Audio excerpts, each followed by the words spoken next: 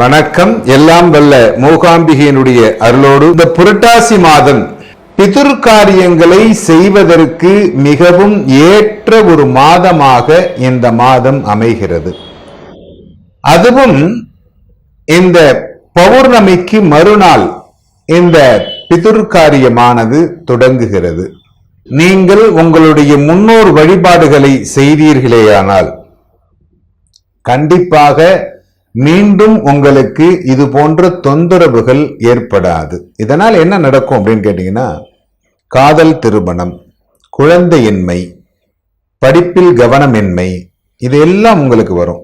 எல்லா பிரச்சனைக்கும் காரணமே கடவுள் இல்லை, இந்த துர்மரணத்தினால் ஏற்படுகிற தோஷம்தான், பிதுர் சாபம். நீங்கள் முன்னோருக்கு செய்ய வேண்டிய கடமைகளை சரிவர செய்யாததினால் ஏற்படுவதுதான் இந்த சாபம் அப்படின்னு சொல்றாங்க.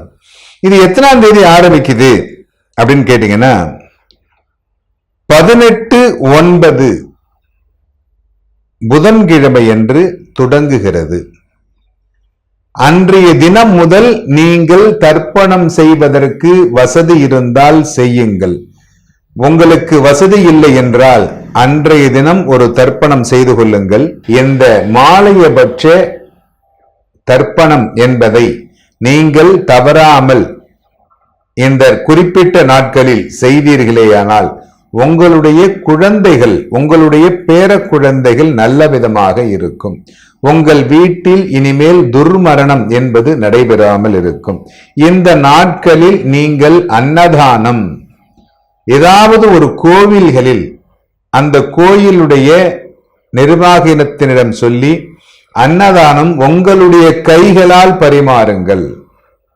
மகாபரணி அன்று அன்னதானம், மத்தியாஷ்டமி அன்று அன்னதானம், 2 நாட்கள் நீங்கள் அன்னதானம் செய்தீர்களேயானால், ஏன்னா இந்த மாலையபட்ச அம்மாவாசை என்று அன்னதானம் செய்தீர்களேயானால் அது சரியாக போய் சேருவது இல்லை. ஏன்னா அன்னைக்குதான் மொத்த பேரும் கொண்டு போய் அகத்திக்கீரையை பசுமாட்டின் இடத்திலே கொடுக்கிறார்கள். அந்த பசுமாடு எவ்வளவு சாப்பிடும்? அது வயிற்றுக்கு தேவையானது தானே சாப்பிடும். உங்களுக்கே ஒரு 10 இட்லி கொடுத்தீங்கன்னா சாப்பிடுவீங்க. 25 இட்லி கொடுத்தா என்ன பண்ணுவீங்க? தூர தான் போடுவீங்க. மறுநாள் வச்சிருந்தா நல்லா இருக்காது இல்லையா? இந்த மாதிரி என்றைக்கு கொடுத்தால் அவர்கள் உண்பார்கள் என்பதை தெரிந்து கொண்டு அன்றைக்கு நீங்கள் இதை செய்தீர்களேயானால் உங்களுடைய வாழ்நாளில் ஏற்படும் ஒரு சில பிரச்சனைகள், உங்களுக்கு தேவையில்லாத ஒரு சில பிரச்சனைகள் பனிமலை போல் கரைந்து உங்களுடைய குடும்பத்தில் நல்ல நிகழ்வுகள் நடைபெறும். இந்த கன்னியா மாதம், புரட்டாசி மாதம் தனுர் ராசியில் பிறந்தவர்கள் எப்படி இருக்கும்? அவர்கள் எந்த கடவுளை வழிபாடு செய்தால் நன்மை பயக்கும்? அவர்களுடைய பண தட்டுப்பாடு எப்படி இருக்கும் என்பதை எங்களால் முடிந்த அளவு ஜோதிட நூல்களை கொண்டு ஆராய்ச்சி செய்து நல்ல விஷயங்களை உங்களுக்கு எடுத்துரைப்பதில் பெருமை அடைகிறோம். தனுசு ராசி அப்படிங்கிற பொழுது இந்த மாதம் ஒரு நல்ல மாதமாக அமைய வேண்டும், அமைகிறது. இந்த மாதத்தில் உங்களுடைய முன்னோர் கடன்களை தவறாமல் செய்யுங்கள். இந்த முன்னோர் கடன்களை நீங்கள் செய்கின்ற பொழுது தாய் தந்தை இல்லாதவர்கள் இந்த முன்னோர் கடன்களை செய்யலாம். அதுவும் குறிப்பா தந்தை இல்லாதவர்கள் செய்யலாம். தாய் இறந்து தந்தை இறந்தால் நீங்கள் செய்ய முடியாது.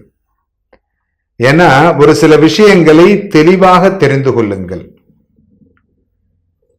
ஏன்னா நீங்க உங்களுடைய அவசரம் எதை எடுத்தாலும் டமால் டிமில்னு போட்டு கவுத்துறீங்க. ஏன்னா ஒரு 7.5 வருஷம் உங்களை சனீஸ்வர பகவான் ஆட்டி படைச்சு வச்சுட்டாரு. ஏதாவது தப்பு நடந்துருமோ, எங்கேயாவது பிரச்சனை வந்துடுமோ அப்படின்னு பயந்துகிட்டு நிறைய விஷயங்களை தவறு செய்து கொண்டிருக்கிறீர்கள். நிறைய பிரச்சனைகளை பார்த்து கொண்டிருக்கிறீர்கள். உங்களுக்கு குலதெய்வம் நிறைய சப்போர்ட் பண்ண மாட்டேங்குது. குலதெய்வ வழிபாடை விடாமல் செய்யுங்கள். குறிப்பா இந்த மாதத்தில் குலதெய்வ வழிபாடு அப்படிங்கிறது மிக முக்கியமானது. நவராத்திரில ஒரு நாள் கண்டிப்பா உங்க குலதெய்வத்தை போய் பார்த்துட்டு வந்துருங்க. இந்த 9 நாட்களுக்குள் ஒரு நாள் கண்டிப்பாக உங்க குலதெய்வத்தை நீங்கள் வழிபாடு செய்தீர்கள் அப்படின்னா கண்டிப்பாக நன்றாக இருக்கும். இப்படி முடியல அப்படின்னா உங்களுடைய வீட்டில் நன்றாக படித்த லலிதா சகஸ்ரநாமம் தெரிந்தவர்களை அழைத்து, இல்லை என்றால் சௌந்தரிய லகரி தெரிந்தவர்களை அழைத்து இந்த நவராத்திரியில் ஒரு நாள் லலிதா சகஸ்ரநாமம் படிக்க சொல்லுங்கள், சௌந்தரிய லகரி படிக்க சொல்லுங்கள், தேவி மகாத்மியம் படிக்க சொல்லுங்கள். அப்படி செய்தீர்களேயானால் கண்டிப்பாக உங்களுக்கு நிறைய நன்மைகள் நடக்கக்கூடிய மாதமாக வருகின்ற மாதம் அமைகிறது. முருகனை வழிபாடு செய்யக்கூடியவர்கள் சத்ரு சம்ஹார திரிசதி அர்ச்சனைகளை இந்த மாதத்தில் செய்து கொள்ளுங்கள். அப்படி செஞ்சீங்கன்னா கண்டிப்பா நிறைய பிரச்சனைகள் உங்களுக்கு குறைவதற்கு வாய்ப்புகள் உண்டு. கணவன் மனைவி ஒற்றுமை அப்படிங்கிறது 50-50, பிரச்சனை வராது. அதே நேரத்தில் அதிகமான சந்தோஷங்களையும் எதிர்பார்க்க முடியாது. நீ நல்லா இருக்கிய, நான் நல்லா இருக்கேன், நான் நல்லா இருக்கிறேன், நீ நல்லா இருக்கிய, இப்படித்தான் போயிட்டு இருக்குமே தவிர பிரச்சனைகள் வராமல் இந்த கணவன் மனைவியினுடைய வாழ்நாள் இந்த மாதம் முடிகிறது. வியாபாரம் அதுவும் நல்லா இருக்கும், நல்ல வியாபாரம் ஆகும். அதே நேரத்தில் செலவுகளும் நடக்கும். வர்ற வருமானத்தில் செலவுகளும் நிறையாக நடக்கும். அதாவது லாபம் எடுப்பதற்கு கொஞ்சம் கஷ்டமாக இருக்கும். மருத்துவ சம்பந்தமான துறையில் இருக்கக்கூடியவர்கள் கண்டிப்பா நல்லா இருக்கும். ரொம்ப பிரச்சனை எல்லாம் ஒன்றும் வராது. நிறைய வேலை இன்மை, நேரமின்மை, வேலையின்மைங்கிறது நேரமின்மை, ஓடிக்கிட்டே இருப்பீங்க, சாப்பிட்றதுக்கு டைம் இருக்காது. அந்த மாதிரி மருத்துவத்துறையில் இருப்பவர்களுக்கு ஒரு சில மன சஞ்சலம் ஏற்படுவதற்கு வாய்ப்புகள் உண்டு. இந்த சந்தேகம் அப்படிங்கிறது இந்த தனுசு ராசியில் உள்ளவர்களுக்கு இந்த மாதத்தில் ஏற்படும். கணவன் மனைவி மீதும் மனைவி கணவன் மீதும் சந்தேகங்கள் அப்படிங்கிறது வர்றதுக்கு வாய்ப்புகள் உண்டு. பணம் சம்பந்தமானதாகவும் இருக்கலாம், மற்ற சம்பந்தமானதாகவும் இருக்கலாம். அந்த சந்தேகம் தேவையில்லாமல் உங்களுடைய மன உளைச்சலை ஏற்படுத்தும். தயவு செய்து அந்த சந்தேகத்தை விட்டுடுங்க. ஏன்னா ஆண்டவன் இருக்கிறான், உங்க பக்கம் ஆண்டவன் இருக்கிறான். அதனால இந்த சந்தேகத்தை தயவு செய்து விட்டு விடுங்கள். யார் மீதும் சந்தேகப்படாதீர்கள், யாரையும் குறை கூறாதீர்கள், யாருடைய மனநிலையும் பாதிக்கின்ற அளவிற்கு பேசாதீர்கள், வருத்தப்படுகின்ற அளவர்களுக்கு யாரையும் இழிவாக பேசாதீர்கள். இதெல்லாம் செஞ்சீங்க அப்படின்னாலே நிறைய பிரச்சனைகள் இந்த மாதத்தில் உங்களுக்கு தீர்த்து வைக்கப்படும். ஏன்னா இன்பமும் துன்பமும் பிறர் தரவாரா, நம்ம செய்யறது தான் நமக்கு திரும்பி வரும். அதனால நீங்கள் நடந்து கொள்ளுவதை வைத்துத்தான் இந்த மாதம் உங்களுக்கு அமைகிறது. உங்களுடைய எண்ணங்கள் உங்களுக்கு சிறப்புடையதாக இருக்க வேண்டும். கலை சம்பந்தமான துறையில் இருக்கக்கூடியவர்களுக்கு இந்த மாதம் ஒரு சிறப்புடைய மாதமாகவே அமைகிறது. கவனமுடன் இருங்கள். எல்லோரும் எல்லா நலங்களும் பெற்று இன்புற்றிருக்க எல்லாம் வல்ல சிங்கார வேலரை பிரார்த்தனை செய்கிறோம். வணக்கம் நண்பர்களே, நான் பாரம்பரிய ஜோதிடர் பா. ரவிக்குமார். இப்ப நாம பார்க்கக்கூடிய தலைப்பு என்னன்னு பாத்தீங்கன்னா, புரட்டாசி மாதத்துக்கு உண்டான மாத பலன்களை பத்தி தான் இந்த காணொலியில பார்த்துட்டு இருக்கிறேங்க.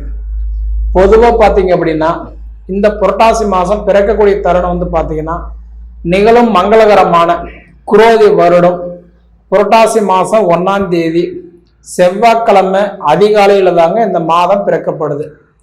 சதயம் நட்சத்திரம் 3ஆம் பாதத்துல, கும்ப ராசியில, கன்னி லக்னத்துல, ராகு பகவானுடைய திசையில 315 டிகிரியில தான் இந்த மாதம் பிறக்கப்படுதுங்க.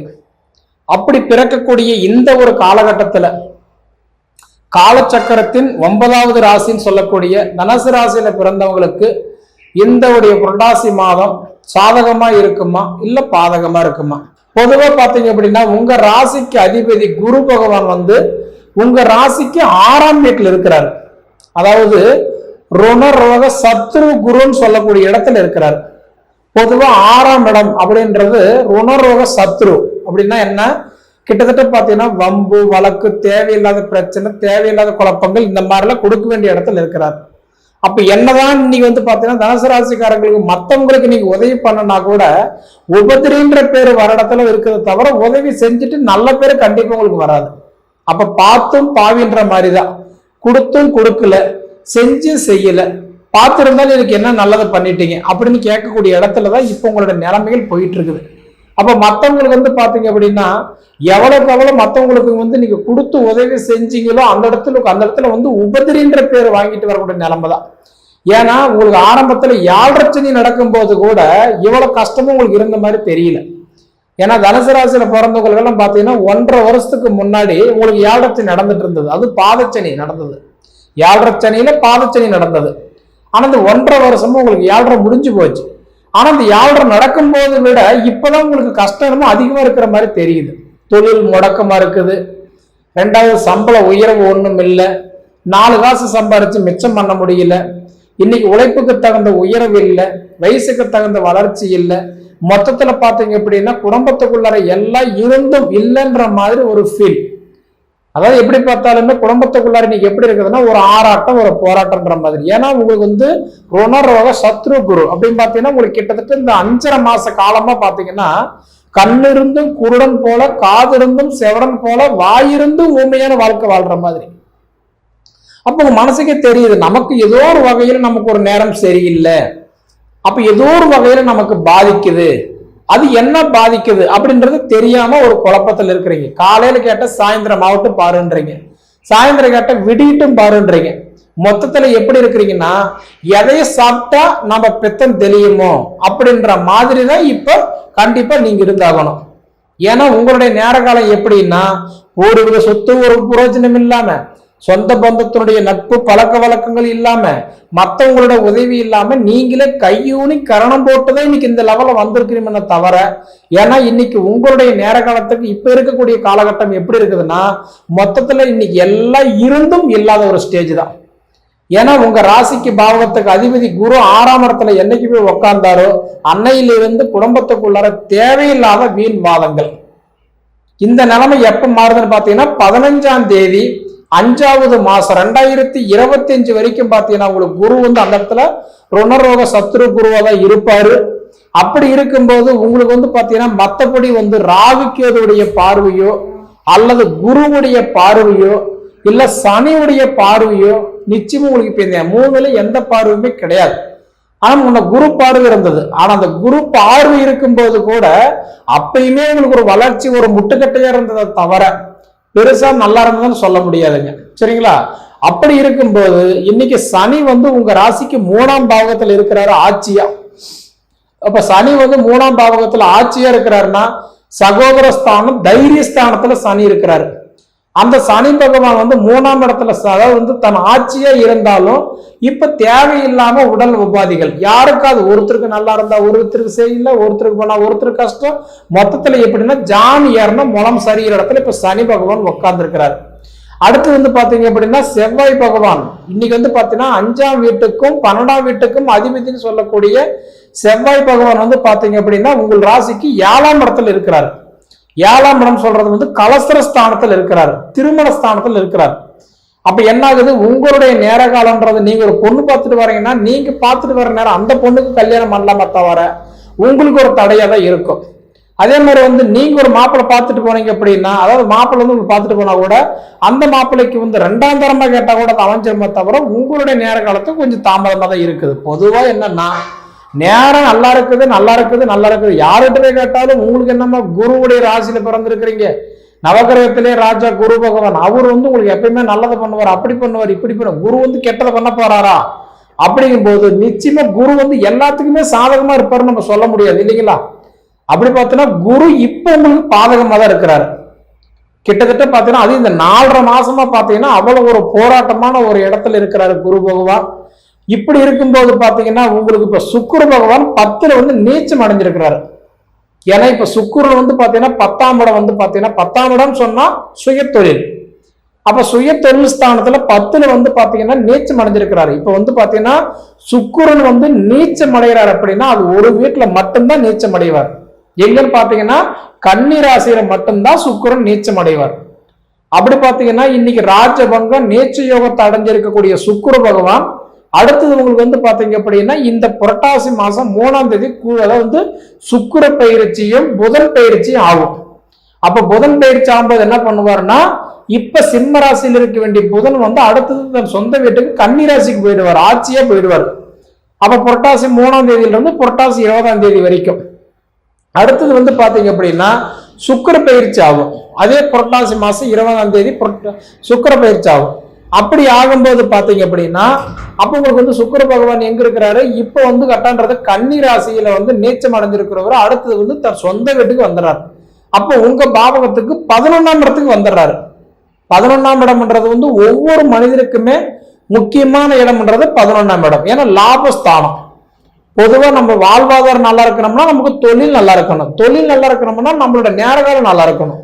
அப்ப இந்த நேரகாலன்றது பாத்தீங்க அப்படின்னா இப்ப உங்களுக்கு உங்க அந்த அதிபதியே பாத்தீங்கன்னா உங்களுக்கு இப்ப 10ல் இருக்கிறாரு பாத்தீங்களா, அவ 10ல் நீச்சம் அடைஞ்சவர் வந்து 11ஆம் இடத்துக்கு வந்தாருன்னா கண்டிப்பா அப்ப கொஞ்சம் நல்லா இருக்கும்.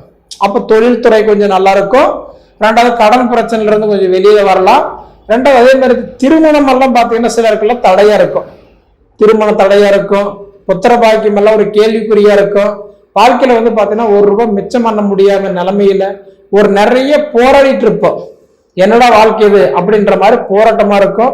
அந்த நிலைமைகள் எல்லாமே உங்களுக்கு இப்ப மாறப்போகுது. எப்பன்னு பாத்தீங்கன்னா புரட்டாசி மாசம் 3ஆம் தேதி புதன் பயிற்சி சுக்கிர பயிற்சி இது 2 ஒரே டேட்ல வர்றதுனால அப்பதான் உங்களுடைய வாழ்வாதாரம் ஓரளவுக்கு நல்லா இருக்கும்.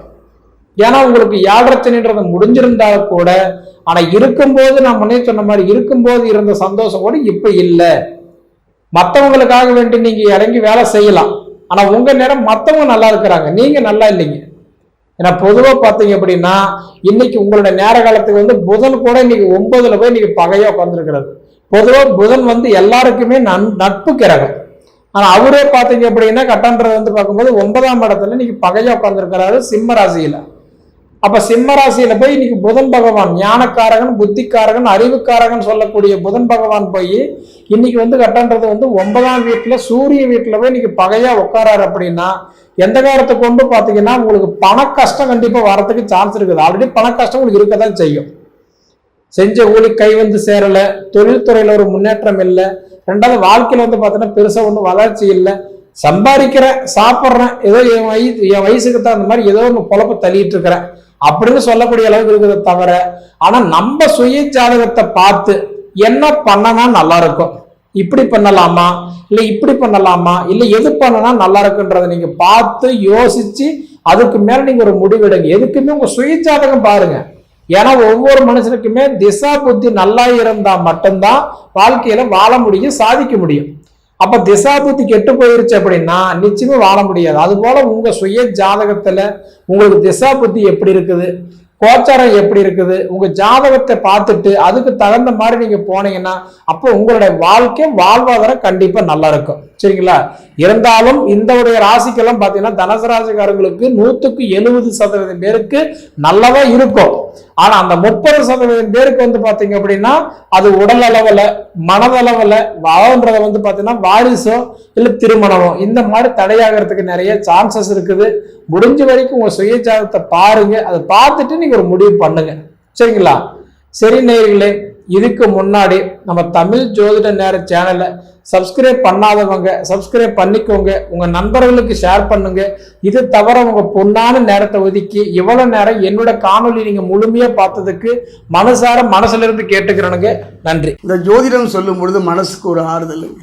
எத்தனையோ கவலையோடு எதிர்பார்க்கின்றவங்க மனதுக்கு இறையருளும் குருவருளும் ஒன்றாக சேருமானால் நல்ல மாற்றத்தை ஏற்படுத்தும். இந்த காலத்தில் பார்த்தீங்கன்னா அவரவரை 1000 கவலையோடு அல்லாடுகின்ற ஒரு காலகட்டத்தில் நம் கவலை யாரோடு பகிர்ந்து கொள்வது. அந்த வகையில் பார்க்கும் பொழுது ஒவ்வொரு மாதமே நம் வாழ்க்கையை புரட்டி போடுகின்ற ஒரு மாதம் தான். அந்த மாதிரி பார்க்கும்போது இந்த தமிழ் மாதம் புரட்டாசி மாதம் மாதவனை பொறுத்த வரைக்கும் சொல்வார், மாதங்களில் நான் மார்கழி என்றாலும் என்னுடைய ஜோதிட அனுபவத்தை இந்த புரட்டாசி மாதம் ஒரு அற்புதமான ஒரு மாதம், இழந்ததை திரும்ப பெறக்கூடிய ஒரு மாதம். எத்தனை வேதனைகளும் துன்பங்களும் வந்தாலும் அதிலிருந்து நம்மை காக்கின்ற ஒரு கவசமே இந்த மாதம் தான். அதைத்தான் பெரியவர்கள் சொன்னார்கள், நாளும் கோளும் செல்வது போல யாரும் செய்ய மாட்டார்கள் என்று. அது மட்டும் கிடையாதுங்க. பலம் வாய்ந்த 3 கிரகங்கள் என்று சொல்லக்கூடிய பிதுர்காரகன், ஆத்மகாரகன் என்று சொல்லக்கூடிய சூரியன், களத்திரகாரகன் என்று சொல்லக்கூடிய சுக்கிரன், செவ்வாய், இந்த 3 கிரகங்களுடைய பயிற்சியும் இந்த காலகட்டத்தில் நடைபெறுகின்றது. இந்த புரட்டாசி மாதம் ஒரு அற்புதமான மாதம். சதுர்த்தி என்று சொல்லக்கூடிய இன்னல்களை களையக்கூடிய ஒரு அருமையான நாளும் இந்த காலகட்டம் தான். ஆதிசக்தியாம் பராசக்திக்கு உரிய அந்த நவராத்திரியும் இந்த காலகட்டம் தான். குறிப்பாக சொல்லக்கூடிய பிதுர்காலம் என்று சொல்லக்கூடிய முன்னோர்கள், நம்மோடு வாழ்ந்து மறைந்த முன்னோர்கள் இந்த பூமியில் இறங்கி வந்து நமக்கு நலம் தரக்கூடிய காலமும் இந்த காலகட்டம் தான். மறந்தவனுக்கு மகாலயம் என்று சொல்வார்கள் அல்லவா. என்னுடைய அனுபவத்தில் தனுசு ராசியை பொறுத்தவரைக்கும் பாக்கியஸ்தானத்தை சூரியனுடைய இணைந்து சஞ்சரிக்கின்ற அதாவது சூரியனுடைய பார்வை சனி மீது படுகின்ற ஒரு அருமையான சந்தர்ப்பம். அதே நேரத்தில் புதனால புதிய வாய்ப்புகள் வந்து செல்கின்றன. ஒரு நல்ல மாற்றம் தரக்கூடிய காலமும் இந்த புரட்டாசி மாதம். கணவன் மனைவிக்குள்ளே இருந்து வந்த கருத்து வேறுபாடுகள் படிப்படியாக குறைந்து ஒருவருக்கு ஒரு அந்நியுனியத்தை களத்திரகாரகன் சுக்கிரன் அமைத்து தருவார்.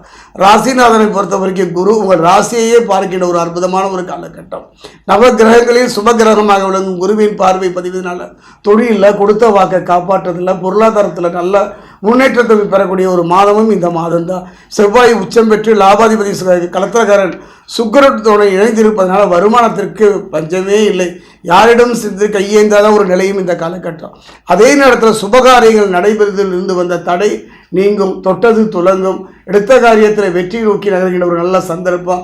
மதில் மேல் புனையால் ஒரு குழப்பமான சூழ்நிலை இருந்தாலும் கூட தெளிவான முடிவு எடுக்கின்ற ஒரு நல்ல சந்தர்ப்பத்தை செவ்வாய் அமைத்து தருவார். குறிப்பாக சொல்லப்போனால் தனுசு ராசியை பொறுத்த வரைக்கும் 7.5 சனி விடுதலையாகிவிட்டாலும் கூட முழுமையான சனி பகவானுடைய அருளை பெற முடியவில்லை. ஒரு அருமையான சந்தர்ப்பம். இந்த கன்னி சூரியனாக இருப்பதனால் செவ்வாயும் ஒரு நல்ல நற்பலனை தர இருக்கின்ற ஒரு காலத்தினால சூரியனுடைய முழுமையான பார்வை வந்து சனி மீது பணிவதனால ஒரு அற்புதம் என்றே நான் சொல்வேன். தனுசு ராசிக்கு சனி பகவான் கொடுக்க மறந்ததை தரக்கூடிய ஒரு சந்தர்ப்பம். சனி கொடுப்பதை யார் தடுப்பார், இவன் தடுத்தால் யார் கொடுப்பார் என்பதை போல ஒரு மனிதனை உயர்த்தி உன்னதமான நிலையில் உட்கார வைக்கின்ற சக்தியும் சனி பகவானுக்கு உண்டு. சனி பகவான் அள்ளித்தரப்போகின்றார். ஒரு அற்புதமான ஒரு காலகட்டம். சற்று கவனமாக இருங்க. அந்தரங்க விஷயங்களையும் தொழில் சம்பந்தமான ரகசியங்களை பிறரோடு பகிர்ந்து கொள்ளாதீர்கள். யாரையும் எளிதில் நம்பிவிட வேண்டாம். காரணம் என்ற எல்லோரு மனதிற்குள்ளும் ஒரு எதிர்பார்ப்பு இருக்கும். அது கிடைக்காத பொழுது நம்மை பழிவாங்க துணிவார்கள். என்னை பொறுத்த வரைக்கும் ஒரு சுமை தாங்கி போல வாழ்கின்றவங்க வாழ்க்கையில் உங்கள் நலனையும் கொஞ்சம் கவனம் செலுது. கிராமப்புறத்தில் பார்த்தீங்கன்னா ஆற்றுல போட்டாலும் அளந்து போடுவாங்க. ஒரு படியில் அளந்து போடும்போது கூட 2 அரிசி எடுத்து படியில் போடுவாங்க. கொஞ்சம் கவனமாக சிக்கனமாக இருப்பதும் எதிர்கால நலனை கருதி தேவையற்ற செலவு இல்லாமல் பார்த்துக் கொள்வதும் சிறப்பு. என்னை பொறுத்த வரைக்கும் நீண்ட நாள் வருத்திய நோய் நொடியிலிருந்து விடுதலை பெறுவதோடு வாங்கிய கடனை அடைப்பதற்கும் ஒரு அருமையான காரியங்கள் சுபகாரியங்கள் எளிதில் நடைபெறும். நல்ல திருமண யோகம் கிட்டும். அந்த திருமணம் காதல் திருமணமாக இருந்தாலும் பெரிய வைத்த திருமணமாக இருந்தாலும் உங்கள் வாழ்க்கையில் நல்ல மாற்றத்தை ஏற்படுத்தும். நீண்ட நாள் திருமணத்துக்கு காத்திருப்பவர்களுக்கும் ஒரு நல்ல செய்தி கிடைக்கும். நல்ல மழலை செல்வம் கிடைப்பதற்கான ஒரு நல்ல சந்தர்ப்ப சூழ்நிலையும் அமையும். ஒரு அருமையான ஒரு காலகட்டம். என்னுடைய அனுபவத்தில் உங்களுடைய தடைக்கெல்லாம் காரணம் என்ன, பிரச்சனைக்கெல்லாம் காரணம் என்ன என்று பார்ப்போம். ஆனால் பித்துக்களுடைய சாபம் இருக்குமோ, பித்துக்களுடைய ஆசையில் ஏதாவது குறைபாடு இருக்குமோ என்றுதான் எனக்கு தோன்று. அந்த வகையில் பார்க்கும்போது புரட்டாசி மாதம் 16ஆம் தேதி ஆகஸ்ட் மாதம் பார்த்தீங்கன்னா 2ஆம் தேதி மகாலய அமாவாசை.